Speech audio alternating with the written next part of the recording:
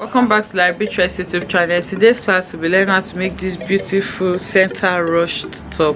It's a kimono blouse with a cuff at the sleeve area, and then it's very simple and beautiful.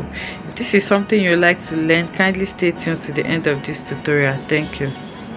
Okay, so this is a very simple blouse, and to make this blouse I've folded my fabric into 4. I'm cutting both the front and back together, so this is the full view of the fabric. Okay, so these two, the first two is for the, you can see that is on fold.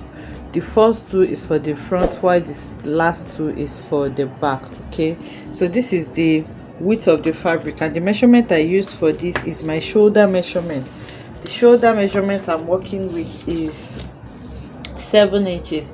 So my shoulder measurement stops here, and then you measure the sleeve that you want to work with. So it can be a full sleeve, it can be a short sleeve. So for me, the sleeve I'm working with is around 20 inches because I'm still going to be adding a band to it. Is 22 inches, but I want to add like 3 inches band to it, and because I want it to be full, so I added extra few inches to this. So ideally I would have stopped my sleeve at around 18 inches, but I just added this extra 2 so that it can give me that puffy effect there. So that is the measurement that I used for this, and then the measurement for the length is where you want your blouse to stop. So for me, I want it to stop around my half length area. My actual half length is 18 inches, so I made this 19 inches. So I'm going to fold it like this so that we can see it well when I'm drafting it. So now the next thing I'll do now is to cut out my neckline, because this is like a turtle neckline and it's going to have a bishop collar. I'm using a neck width of 3 inches and 1 inch for the back, and 3 inches by 3 inches for the front. So this is going to be my back neckline, and this here is going to be my front neckline. I hope you can see it well. So by the time I cut it out, we will see it better. So here is my back neckline and here is my front.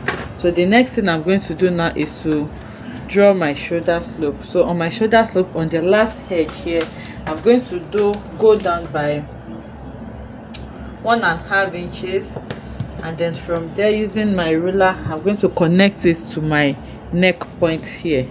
I hope you can see it. So from there now, I'm connecting for my shoulder slope. Okay, so after cutting my shoulder slope, so let me just place it like this so that we'll see everything. Okay, so let me just explain this quickly. What I did was to fold my fabric into 4, as you can see, 2 for front, 2 for back.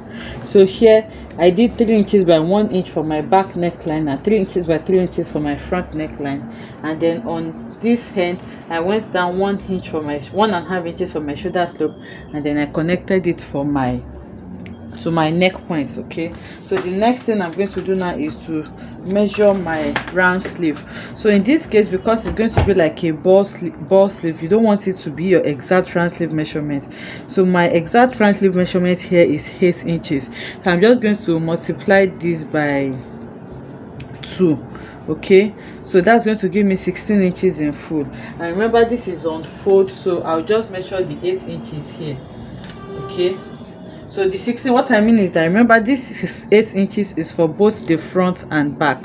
So if I multiply it by 2, I'll have 16 inches. That's 8 for front and 8 for back. So half of it is what I'm measuring here. So I'm just going to measure that 8 inches here, and this is going to be the length of my sleeve.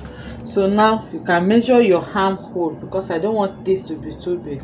The armhole I'm working with is 8.5. So on that armhole line, I'm going to mark my bust measurement. The bust I'm working with is 38 inches or 40 inches. So 40 inches divided by 4 is going to give me 10 inches. So you're not going to stop at 10 inches. I'm just going to add around 2 to 3 inches to it, so that it's going to be free, because there's going to be a ruched thread at the center front. So instead of 10 inches, I'm marking it at 14 inches here, and then it is that measurement that I'm still going to use for my waist. So I'm just taking the 14 inches down like this. So here, so that I can have a perfect curve here, I'm just going to come out here by 1 inch, and then I'm going to slant it to my sleeve area. Okay, so this is what I have now. So So this is totally up to you. This side can be as big as you want. If you want it really big, you can just add 5 inches to your actual measurement, but I don't want this to be too big. That was why I just did it like this. So the next thing I'm going to do now is to cut out my sleeve. So I'm not cutting on the chalk, I'm adding my seam allowance to it. So I'm just cutting outside that area, and this is what I have now. Okay, so now this is my bodice, and this here is my shoulder slope. So after cutting my shoulder slope, I'm going to cut out my neckline also. So now after cutting my shoulder slope, the next thing is to cut out my back neckline first, and then I'll remove the back now and cut out my front neckline. Okay, so we're almost done with this. The next thing we need to do now is for the back front panel. So I'll remove the back now and spread out my front. So on the center front here, I'll go up by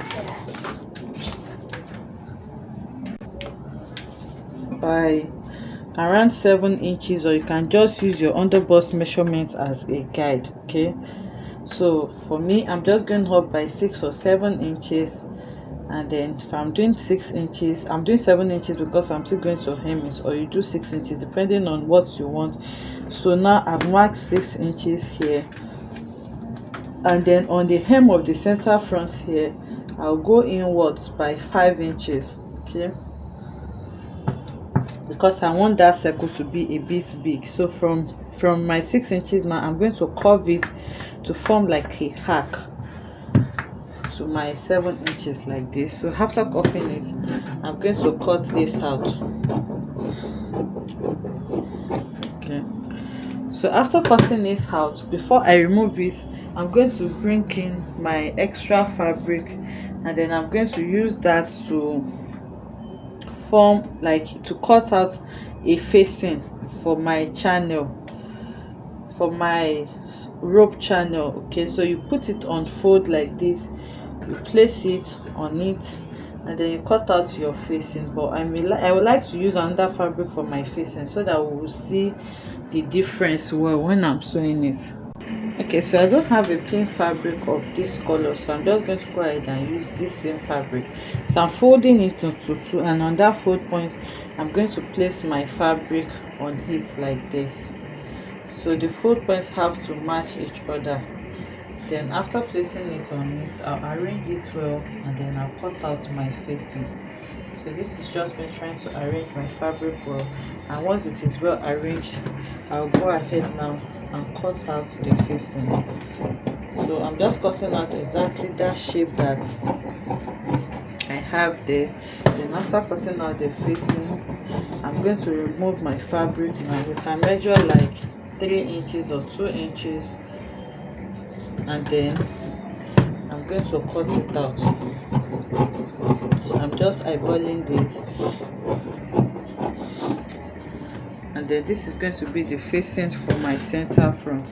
So if you open it out now, you can see what this is, our neckline, and this is our center front. So now if I place this facing on it, it has to be exactly the same.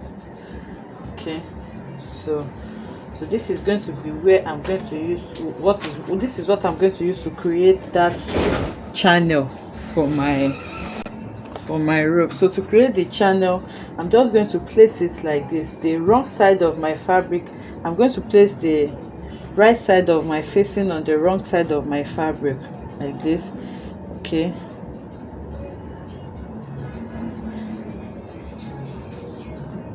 so I'm going to place it like this. By the time I sew it, I'm going to turn it out and create this channel. So I'm going to do this now and bring it back to show us.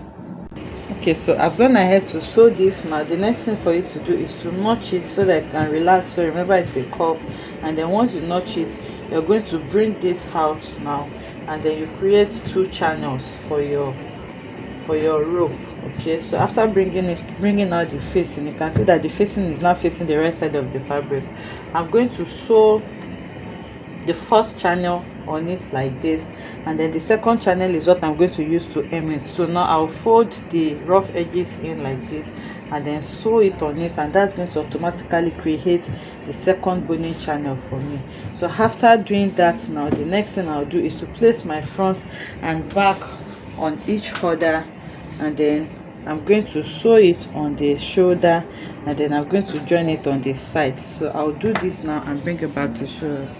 Okay, so I've gone ahead to sew it on the shoulder and also on the side, and then I went ahead to create my boning channels. You can see I have the first one here and the second one here, so I'm just going to pass my rope through it. So before you create this channel, if you are working with a natural fabric, you need to hem the lower part first so that you don't close your boning channel. So you, after hemming it, is when you're going to add your facing to create your channel. You need to also hem your facing so that you can have this free space to pass your rope through. Then after that, I'm going to pass my rope, and then I'll add my band to the tip of the wrist area. Okay, so I'm just going to gather it to fit my cuff measurement, and then you go ahead and add your bishop collar to the neckline. So I'm going to go ahead now to add my cuff to the second side because I just added it to the first side. So this other sleeve now is still big, so I'm still going to gather it to my cuff size, and then I'll add my rope to these channels, and then I'll bring it back to show us. Okay, so the blouse is ready now. You just need to fix your collar and your throat. So now I just passed my rope. My fabric is exhausted, so I just use this fabric to pass my rope, and then you gather it round. Once you drag your rope, it's going to give you this rushed effect, and this is what the sleeve is looking like with the cuff. So this is the full view of the blouse. So you can either style it like this, or you loosen your rope so that your blouse can be separate. Whichever one you choose to work with is fine. So you can see this is another way you can style this. So to make your hack, this hack, you have to be careful not to let it get to your breast point. So that was why I said you can just place it right underneath your bust so that it's not going to be exposing your boobs. This is a very simple tutorial, and I hope you enjoyed making this tutorial with me. If you enjoyed it, let us know in the comment section. Like, comment and subscribe to our channel, and I'll see you in the next one. Bye.